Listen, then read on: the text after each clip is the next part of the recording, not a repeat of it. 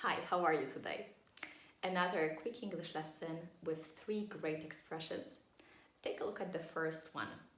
To be thrown in at the deep end. You know, it's this kind of situation in which we are asked or forced to do something very challenging and very demanding, but we don't have any preparation.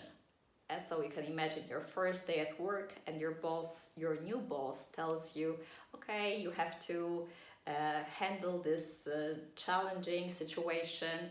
You have to do it well. You are responsible for completing the project by the end of the month or something like that. Yeah, so you might have no information on how to do that. You might not really know how to proceed, but you are told to do that. Yeah.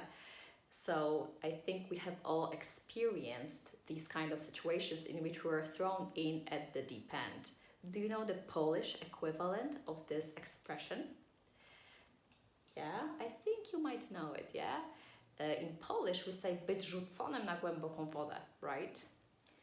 Take a look at the second one, to capitalize on something.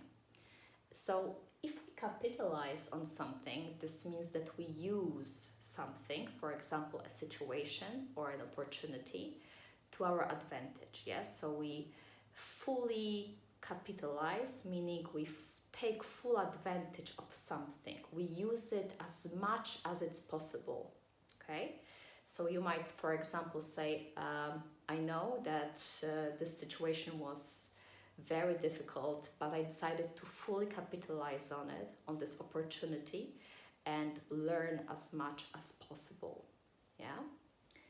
And the third one, to set your mind on something. I think that, as you can see from this beautiful picture, I was trying to draw the human brain, and I think I did it pretty well over here. Yeah, that's the human brain. So if you set your mind on something, basically this means that you are determined to do something. Yeah. So maybe you have set your mind on English, yeah, or on your work, yeah. So basically you said to yourself, okay, I'm going to learn this language and I will do it well, yeah. So sometimes we make these decisions, yeah, when we set our mind on something. Okay, so we have our 3 expressions, but as you know, it's not the end of the story. Our task after kind of learning about their meaning is to try to memorize them, yeah? But what is an effective way of memorizing expressions? Well, one way is to make a story, yeah? So, for example, you can imagine that maybe there is a lady who was offered a new opportunity at an important project or a new company, and on the first day of her work, she was thrown in at the deep end. Her boss told her to carry out a new project, and she was responsible for it. And even though she knew it was going to be a difficult task, she decided to capitalize on this opportunity and learn as much as possible and gain more experience. And she really set her mind on the project that she was responsible for, and she was really determined to make sure that it was going to be successful.